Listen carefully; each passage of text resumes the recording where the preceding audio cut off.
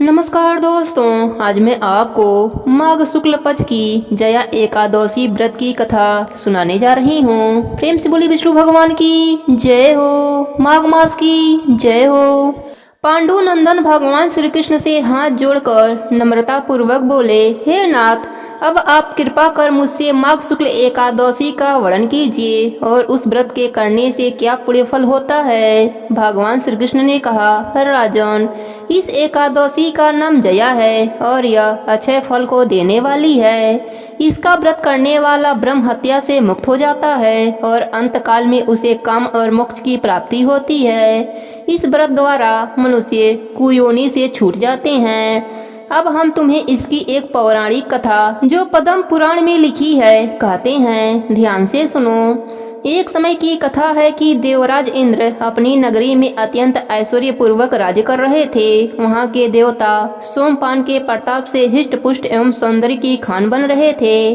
अप्सराओं से युक्त पारिजात पुष्प से सुशोभित नंदन कानन में क्रीड़ा कर रहे थे। महाराज इंद्र ऐश्वर्य से परिपूर्ण अप्सराओं और गंधर्वों के साथ नाच और गान में उन्मत्त हो रहे थे।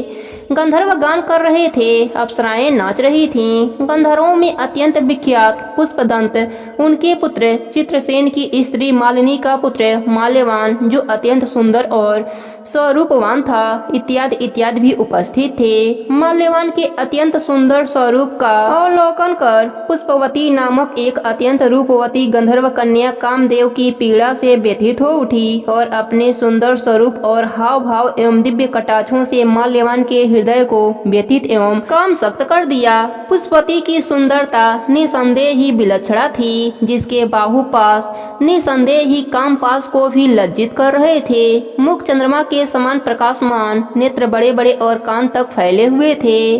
कानों के कुंडल अनुपम शोभा का प्रदर्शन कर रहे थे। उनकी ग्रीवा एवं उनमें सटे हुए दिव्य कंठहार आदि अपनी अनुपम शोभा का चमत्कार दिखा रहे थे तथा ऊंचे ऊंचे सुंदर उरोज स्वर्ण कमलों को लज्जित कर रहे थे।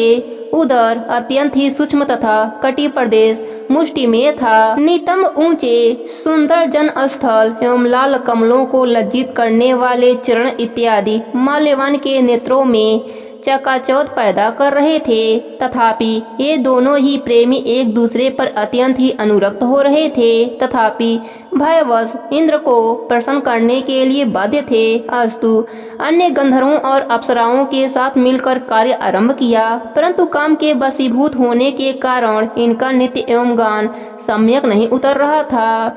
इनकी चेष्टाओं एवं भाव भंगनी से चतुर देवराज इंद्र पर इनका अनुराग तत्काल ही प्रकट हो गया। इंद्र ने इसको अपना अपमान समझा और उन पर क्रोध प्रकट कर उन्हें दारूद श्राप दे डाला। इंद्र ने कहा, ये मेरी आज्ञा को भंग करने वाले पापात्मा मूर्खों, तुम दोनों ही पिशाच हो जाओ और मृत्युलोक में जाकर अपनी अपनी करनी का फल भोग करो।